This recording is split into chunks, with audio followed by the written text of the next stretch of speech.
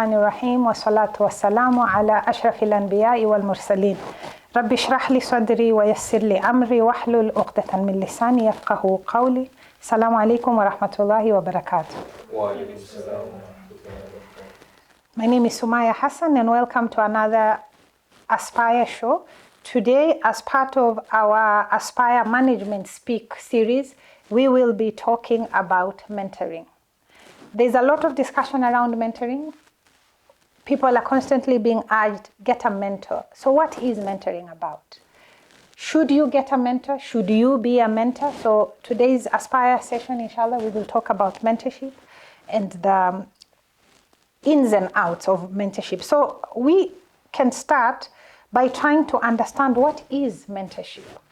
Mentorship essentially is about helping people to develop themselves more effectively. That's what it is. It's just about helping somebody along their personal growth journey. The relationship is designed to help build confidence in somebody, to help give them support so that they can take charge of their own situation and their own life. That's what mentorship is about. It's not about you giving answers to somebody. It's about helping somebody find the answers. It's about guiding somebody through the process of building themselves to a place where they are growing through discovery, through sharing, through networking. It is not the same as training. Mentorship is not about training. It's not, okay, let's meet and then today I'm conducting a training session on ABCD. That's not training. Of course, while you're being mentored, you will learn. Yes? Mentorship is not about teaching, but you will still be taught through the experiences, through the questions that your mentor is asking you. Therefore, if you are approached to be a mentor, remember you don't have to be a qualified trainer in that particular field or an expert. That's not what is needed for mentorship. That I am an expert in this particular field, therefore I'm qualified to be a mentor. No, not necessarily. You could be, but you don't necessarily have to be. One of the key things that a mentor needs to be able to do, number one, is listen. It's one of the most important characteristics of a mentor. Your ability to listen. And number two, your ability to ask questions. It is through listening and asking questions that you help somebody to draw out the issues that they have and understand the challenges that they have and help them identify the next course of action that they need to take for their own development. Listening, asking. Listening, asking. Mentorship is very different from being somebody's line manager, because you are not directly responsible for somebody's performance of work. You're not. But you help them to excel in the performance of their duties through the encouragement, through the listening, through the sharing that you will be having with them along their journey. And you can therefore use mentoring at different stages of your life. You're about to move from one stage to another, from one company to another, from one growth phase to another.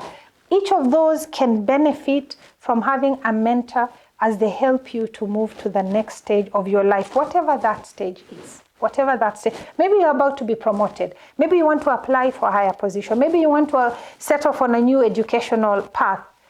All those are very useful times to have a mentor. Remember the different roles that a mentor plays. Number one, a mentor advocates. So when we say a mentor advocates, what do we mean? It means your mentor helps to provide you with exposure. They provide you with visibility, both within an existing setting or outside. If your mentor is within your organization, they can help to make you much more visible internally by exposing you to the different things. Maybe you didn't know that this company has this forum, that forum, this opportunity. So this is one of the things the mentor does for you.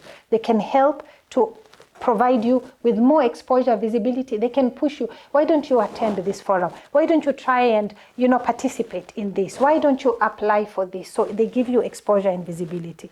The other thing that a mentor does, it can help you with resource acquisition. So for example, I came across this article. I came across this book. I think it would be great for you in terms of where you are in your journey. Go read this.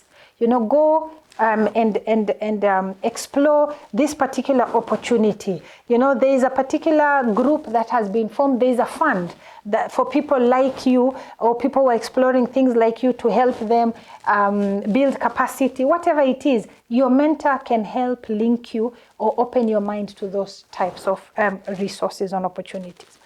The mentor also acts as a role model. And it is very, very important, therefore, when you look at mentorship, that you're looking at somebody who has something that you admire.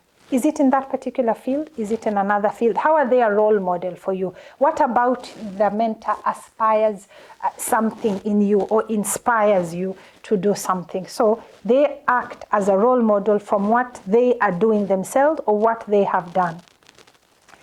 The mentor also advises. And here the mentor could be sharing. Is it their own professional experience or wisdom? Is it critiquing your performance? Are they making suggestions? Because maybe you came and you say, oh, I wanted to do this, I wanted to do that. And the mentor is guiding you, making suggestions, helping you explore your options.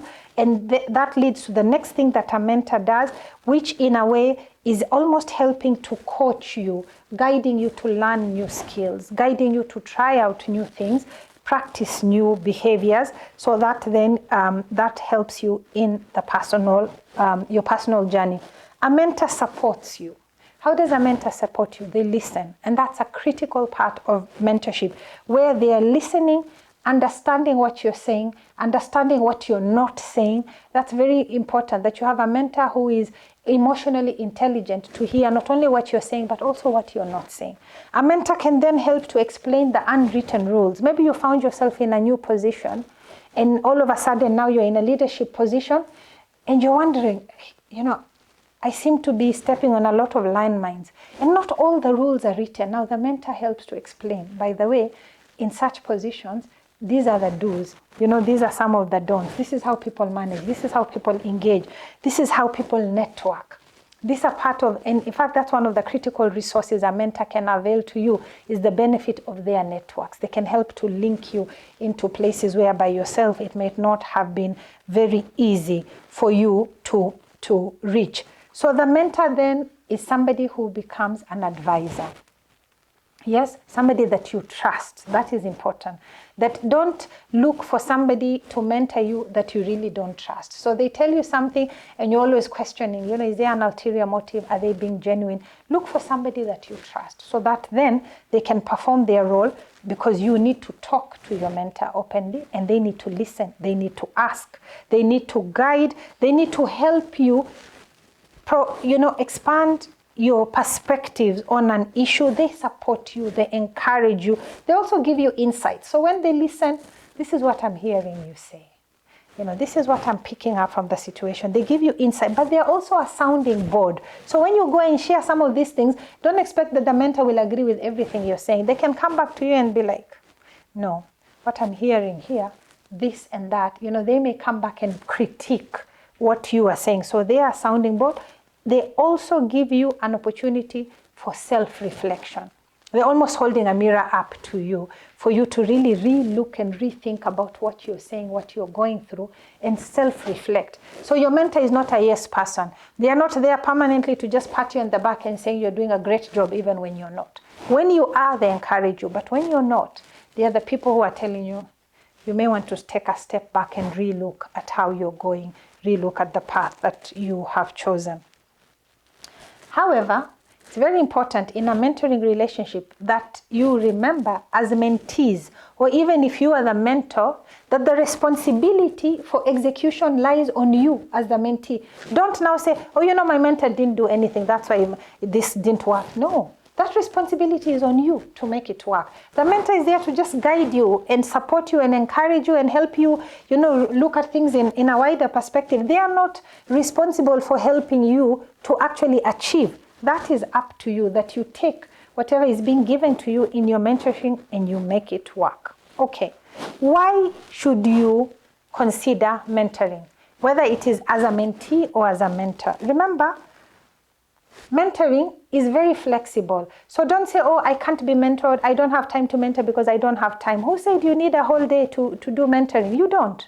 You can work with the time that you have. What I have is 60 minutes. Okay, can we work with that? No, I have half an hour. Fine, let's work with that. Actually, I have 15 minutes. Let us agree, what is it that you have? And we work with that. And the more focused you are in your conversation, the more value you'll get out of it. If somebody has half an hour to have a mentoring conversation with you, and you want to spend 20 minutes talking about the weather, and you're just going to waste a lot of time. Be very focused. What is it that the two of you want to get out of this? And be very and remember, it doesn't even have to be face-to-face. When you can't do that, you can have your mentorship online. Yes, you can do it over the phone. You can do it over text. You can do it over, it's different formats. The idea is to be very clear on what you're seeking to get and how the two of you will go about getting that. It's very individual. So you'll find different mentorship arrangements will evolve in a different way because the personalities of the mentor and the mentee influence that. Critical to mentorship is that it's giving you feedback. Somebody's listening to you and giving you feedback. This is what I hear. This is what I'm seeing. This is what's happening. Yes? And it's very complementary. It doesn't mean that it's your only way of growing and learning. You could be doing a number of different things. But in addition to that, you're also doing mentorship. So if you are considering being a mentor, who should you mentor? You should mentor somebody who asks you for help. Somebody specifically come to you and say, could you mentor me? That is one person to consider. It doesn't mean everybody who approaches you for mentorship, you should mentor them. But that is one of the ways that a mentorship relationship creates because somebody has asked you. It could be somebody that has not asked you, but you've been looking at the way they are working and the things they are doing, and you can see that they would benefit because you have this specific skill or expertise, and you think if I share this with somebody, it will help them. Approach them and say, I think you could benefit from what I see. You're doing very well in this area, but I could help you succeed in this area, or so-and-so would be a good mentor for you in this area. You could even suggest somebody else to be a mentor. It doesn't have to be yourself. Remember, not to focus only on the people who are natural leaders. They're people who in any situation rise to the top, and you see them, and those are very easy to get mentors because they always rise. They could be a very quiet person somewhere, just sitting doing their work quietly, but they are very good at what they do, or they could greatly benefit from being mentored. So remember to also identify those people, the quiet ones. Not only those who are always out there and being seen, but also those who are behind the scenes, just quietly doing their thing, but you believe and you can see they would benefit from this type of engagement. Okay. So when we are looking at mentorship, it is also important to look at the skills and experience required to be a mentor. This person you're approaching to be a mentor. Number one, somebody should have a high level of self-awareness. Let the mentor be somebody who understands their own strengths and their own weaknesses, because only then can they help you. If they don't even know they have a problem in that area anyway, how are they helping you? You could be going to somebody who has a bigger issue than yourself. Maybe you're the one who should be a mentor. So look for somebody that you can see is self-aware in terms of their strengths and their own challenges and needs. Okay, somebody who has a certain skill or competence. In addition to being self-aware, somebody who also has a certain skill or competence that you want to help you along your own journey. That is one of the competencies and skills you're looking for in a mentor. You're looking for credibility and integrity in terms of the person that you're approaching, because then you can trust them. You're looking for accessibility. Is this person accessible?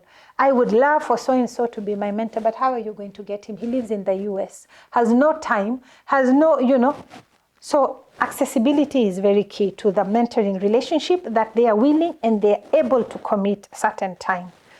Communication is very important. Are they able to communicate? You could have somebody who is brilliant, but has such poor communication skills that even bringing out what they are seeing or hearing is a problem.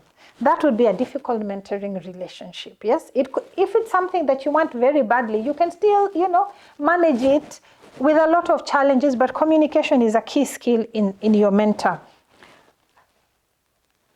You want somebody who is empowering. They encourage you to try new things. If your mentor is always the one telling you, no, you can't do this, no, you will not succeed, no, you will fail, how many others have failed, and so will you. That's not a mentor that you want. You want somebody who allows you to grow and expand your wings and expand your horizons.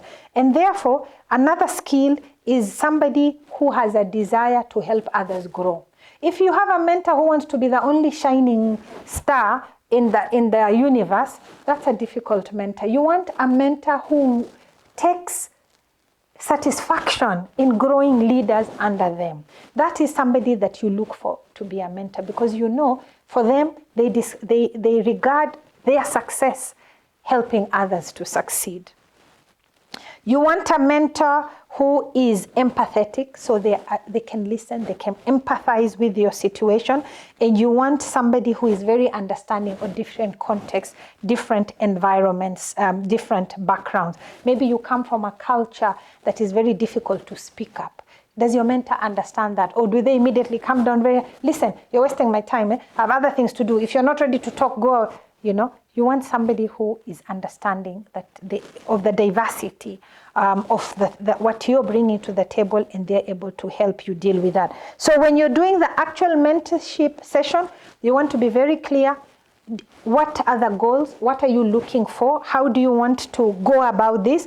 What will you be doing in this? You will be sharing, you'll be reviewing what you've done, you will be getting guidance, you will be suggesting yourself as a mentee, your action steps and how else you want to grow, what you want to do, actively helping yourself to grow. So it's not just talk. We are not just sitting to have a nice chat, but it's very action oriented. So the next time we meet for our mentorship, what have you done about what we agreed? You review that and then you plan your next step. Okay. Being able to have a clear focus when you're mentoring is very important. So as we wind up this session, there's a model that I urge you to remember. It's called GROW, GROW. Adopt that in your mentorship session, whether you are the mentor or you are the mentee. G stands for goals. What is your goal? What exactly are you seeking to do? So that by the time you have this mentor, be very clear what you're looking for. Overall, are you looking to start a business? Are you looking to get a promotion? Are you looking to study for your PhD? What is your goal? And be very focused on that. What, when, how much? What are the details that will enable you to know when you have achieved your goal? That is G. Then R is reality. What is your reality? What is your situation right now? What is happening right now in your context, so that your mentor is clear what environment you're operating in and what are some of the things that you can do to help you achieve. O is your options. What are the different options available to you to reach your goal? And this is where your mentor helps you with their own perspectives, their guidance, their networks, their sharing of their own experiences. And finally is the will. This is action oriented. It's not a talk shop. So that after all this, you're acting, and then the cycle repeats itself, because we've achieved here, we go again. We have achieved, we are always looking at incrementally growing and achieving to the next step. And finally, remember, at the end of the day, the mentorship can also have a specific time frame within which it should end. Mentorship ends, and there's no problem. Some are longer, some are shorter. You could go into a mentorship and agree, listen, between now and the next 6 months, I would like you to mentor me because what I'm aiming for is 6 months from now. Or you get into a mentorship and it's not working. Or you get into a mentorship and you have achieved. And between you and your mentor, you have agreed now you need another type of mentor to take you to the next step. So you don't have to have a mentor for life. You could have a mentor for a specific phase until you get to the next stage of what you need to do to get, as far as your growth journey is concerned. And then from then on, that mentor probably passes the baton on to somebody else. Or if it is you who is the mentor, you then guide your mentee to a certain level where you know, okay, they are stable now in this particular area, and it's time for them to grow to another mentor, maybe with another skill set. Viewers, we have come to the end of the first part of today's Aspire show on mentorship. When we resume, we will take questions and comments on this particular topic, and we look forward to hearing from you as far as your feedback your questions, your comments on this particular topic. We see you shortly, inshallah. And welcome back to Aspire. Today we're discussing mentoring, and at this point we'll be taking your questions and comments on this topic. So, ladies and gentlemen in the audience, who would like to start us off? Assalamu alaikum. Alaikum salam wa rahmatullah. My name is Ramadan Bakari. Now, the topic was really comprehensive. I don't really have a question, it's just but a comment. What I'm learning is that for the mentorship to really be beneficial to both the mentor and the mentees, that the mentee needs to know exactly what he or she needs to achieve before you even go to the mentor. You need to draw down the goals that you want to achieve, so that when you get the mentor, you really know exactly what you need from the mentor, so that it becomes a conversant relationship between you and the mentor, just to make things easier. But otherwise, that I believe that was a very, very nice topic, inshallah. Shukran. Assalamu alaikum wa rahmatullahi ta'ala wa barakatuh. My name is Brother Omar Saleh, and my question is, we are living in a generation that we have digital and we have analog. So as we are talking about mentorship, is the aspect of age a factor? Assalamu alaikum. Alaikum salam wa rahmatullah. Athman.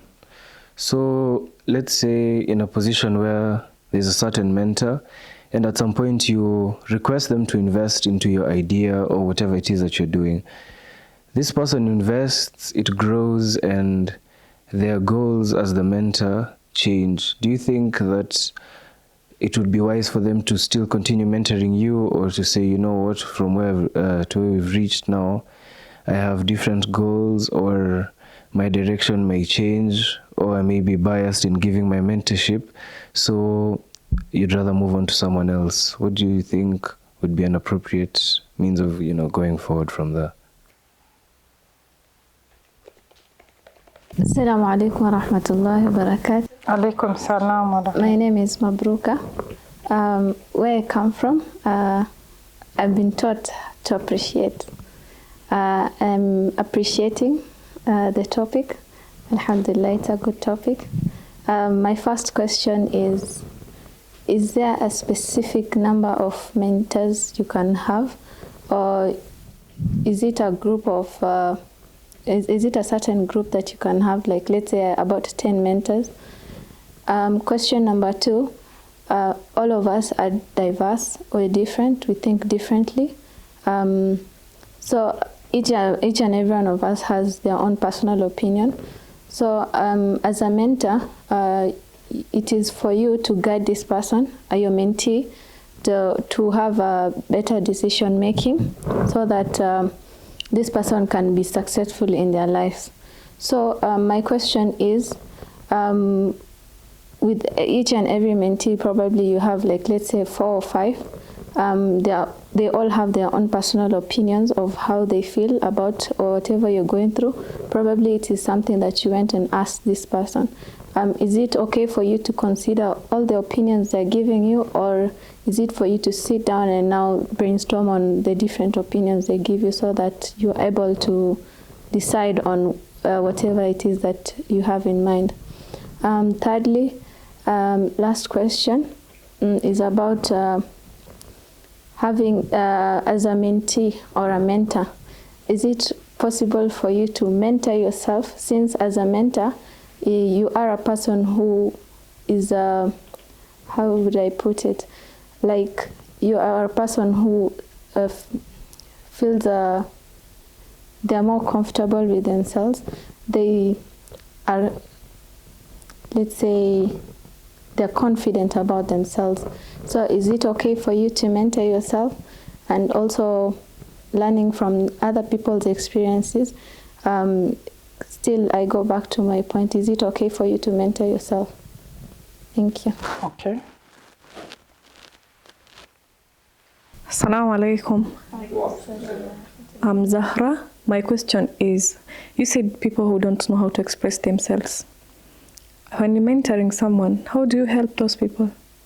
Because there are those people who don't know how totally to express themselves, what they are feeling, what they are going through, and what their story is. And you know, helping someone, you have to listen to them and know how can you tackle with the situation, how you can help the person. Thank you. Assalamu alaikum. My name is Halima. I have a total of 2 questions. The first question is, as you mentioned before, that mentorship is not for life. What if there is some experiences the mentor goes through that makes your relationship, the mentorship, not work? How can you politely refrain from the situation of negative feedback and non-productive mentoring? My second question is, it's associated with the question my sister has given, Mabruka. What if, can you mentor yourself through, at this current age, the technology and stuff, the motivational videos, can you use that platform for mentoring yourself? With that, assalamu alaikum. Alaikum salam wa rahmatullahi wa barakatuh. Okay, so Ramadan asked, well, he didn't ask, he made a comment that for mentorship to be beneficial, the mentee should be very clear on what they want. That is true, because you see, there are different types of mentors. There's a mentor who has time, and they have time as you talk, and you ramble, and you go around, and you know, and from there they're able to pick out, and they can see, this is where you're really trying to go with this, and they can help you. And that happens, and it can be a very successful mentoring relationship, but it assumes that your mentor has a lot of time to sit and just help you, you know, as you remove all these things that you have inside, then they help you join the dots. But there's a mentor that you really want to mentor you, and there's a specific skill or competence they have, but this is a person whose time is very limited. So they're like, yes, I'm happy to mentor you. However, I will give you 30 minutes every week. Now, in that type of situation, you need to be like this, you know. I need to be very clear, what do I want for me? What do I want from them? So you get value. Otherwise, if you go there and you're not clear, you will waste a tremendous opportunity, because this person doesn't have time to sit with you an entire afternoon and listen to you. So the more you can be clear on what you want, the more opportunity you're giving yourself to have a successful mentoring relationship. Brother Umar asked, we are living in a time of both digital and analog. Is age a factor? Yes, it can be a factor, and it can be a factor both positively and negatively. So you can have somebody who is very digital being mentored by somebody who is very analog.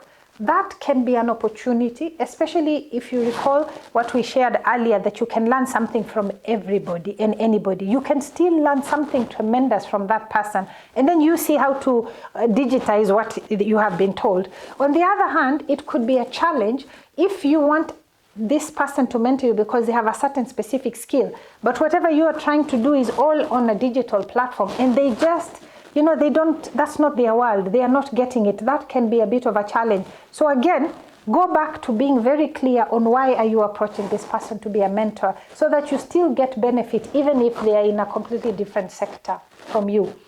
The other thing that your question brings out is mentorship can be the other way. You know, you can have reverse mentorship. You could be mentoring somebody who's much younger than you, much more digitally inclined than yourself. And through that process of you mentoring them, you realize, actually, you know what, they can mentor me too. I could have cross-mentoring where here they are teaching, where I am learning from them. I'm receiving guidance from them on how to enhance my own digital engagement and my own digital experience. So you could have somebody much younger mentoring somebody much older because they have that skill in the digital environment. So you can actually have cross-mentoring in your relationship. I am mentoring you, but within that, you are actually mentoring me on something else. That's also something that could happen. Athman asked that you could have requested your mentor perhaps to invest in your idea, or your relationship, your mentoring relationship could have changed, and you feel that maybe your goals have changed. Should you move on?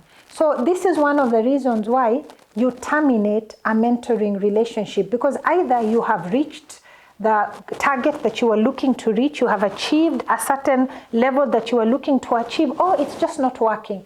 Maybe the personalities are not working. Maybe there is a conflict of some sort, and it is a perfectly valid reason to end a mentoring relationship, including through giving feedback to the person that, this mentoring is no longer working for me, either because of this, or we have now achieved, or we've now reached a certain level that I need to move on to another type. So yes, it is a perfectly valid reason to end a relationship. And if I can link that with what Halima said, a non-productive mentoring relationship, that is also a good reason to end. But again, I urge that you give feedback to your mentor or to your mentee if you are the mentor, so that somebody doesn't repeat the same mistake in a future mentoring relationship, or takes that as an opportunity to improve themselves if they had a gap in that particular area.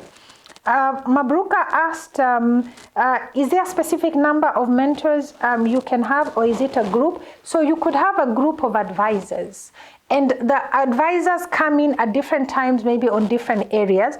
But with the mentorship, you may have something that is a bit more deliberate. So maybe you agree that, my advisor, I can come to you anytime I have an issue on this area. But the mentorship is much more deliberate. So we agree every 2 weeks we will meet for so long, I will come back. So you can have advisors, but not all of them are mentors. So your mentors then is much more structured, as opposed to advisors that can I call on you anytime I have an issue on this particular area. And then you decide, how many do I really need as far as my mentors are concerned? What is the critical thing that I'm working on right now? Then maybe I finish 1 or 2 things, then I move on to the next. So that you're also giving value to your mentor. You meet, but then you go and get the work done on whatever it is you've identified as your developmental goals, then you go back to them. You also asked, because we are very different and we are diverse, do you look at all the different options? Remember, your mentor is not there to give you answers. Your mentor is there to widen your perspectives on different things so that you come up with something that makes sense for you. So take that, listen to the options, listen to the experiences that your mentor will share from what they've gone through in their own life. And then from that, you start building your own, answers and your own way forward in terms of your own next step. So Mabruka also asked, as a mentee, do you look at the different opinions given by your mentor in coming up with your way forward? And as we mentioned, the role of the mentor is not to give an answer, but the role of the mentor is to guide and provide different options, different opinions, different perspectives, share their own experience so that you can then come up with your own way forward in terms of that particular situation. So you would take the different pieces that you have, put them together, reflect, think through, go back to the mentor with your ideas, what you're thinking of the way forward, listen. So it's a very iterative process, but at the end of the day, the mentor is not there to give you any answer and say, do this. They're there purely to guide, and so you will pick from all that in deciding the way forward. Mabruka also asked, can you mentor yourself if you're confident? And Halima asked a similar thing, maybe through motivational videos and, now, the important thing to remember is that there are certain aspects about mentoring, like the idea of helping you to aspire to achieve a certain level, somebody that you admire, a role model who is skilled in this, that even through the different online forum, you may be able to see somebody and you can follow their, what they are doing. Maybe you're tracking what they are doing online, you're getting the benefit of whatever experiences they're sharing. But the other bit about mentoring is where somebody is supposed to be a sounding board for you, where they're actually challenging you, asking you questions, critiquing you. This is where you may not be very effective in doing it for yourself. Are you going to be asking yourself those hard questions? Are you able to be a sounding board for yourself? Are you challenging yourself? Are you able to provide networks to yourself in terms of, those additional resources? So there is a certain aspect you can do with the benefit of all these other resources, but there are aspects that you would need somebody else because it requires a certain two-way interaction, and you may not be able to do that effectively. You could do it online, but that still presupposes that there is an interaction on the other side where somebody is asking and you're able to engage and give, that particular feedback. And finally, Zahra asked, if you're mentoring somebody who cannot express themselves, how do you help them? So this is probably, if you have identified that this is a challenge that you have, or your mentor has identified is a challenge in you, it could be one of the ways that they help you work through that particular situation, of helping you to be very, very focused on the specifics of what you're trying to achieve, so that if you're dealing maybe with somebody who's very much introverted and they just have a challenge in speaking up, rather than make it an opportunity where you require a lot of conversation and that makes somebody uncomfortable, you make it very, very focused. What is it that somebody is looking to achieve? How? By when? And so when the conversation is that focused, it may help somebody communicate better, because you're not looking for them to just sit there and talk, but it's a very specific, very guided, very focused discussion on the areas that they have highlighted to be their developmental needs. Sometimes somebody's challenge is maybe in public speaking, and so you're guiding them through how to overcome that fear of standing in front of people. How should they consider themselves when they are standing in front of a room? Where should they be looking? What are some of the tactics they could have to make themselves feel more confident? How can they practice before stepping out in front of a real audience? They practice to themselves, maybe in front of a mirror, maybe to somebody that they are very comfortable with. So it could be something that you're then guiding somebody through as part of a process. And finally, to just summarize what we've discussed today and wind up this particular session, at the end of the mentoring relationship, one very proactive thing to do with your mentor or with your mentee, depending on which side of the table you're sitting on, is revisit the goals. What did we agree at the beginning we wanted to achieve out of this? What has actually been achieved? So even as a feedback session, it becomes very constructive and objective, rather than just say, I didn't get anything out of this relationship. It was a waste of my time. No. Make it very objective. This is what we agreed at the beginning. This is what was achieved. What worked, what didn't work, what can be improved next time, either for yourself or for myself, so that then the next round of mentoring, whether I'm mentoring you still or we are mentoring somebody else, or you're being mentored by somebody else, then we ensure that there are lessons that we have learned that help improve the next round of mentoring engagement. So viewers, we have come to the end of today's Aspire show on mentorship. I look forward to you joining us in our next session of Aspire. Until then, Assalamu alaikum wa rahmatullahi wa barakatuh.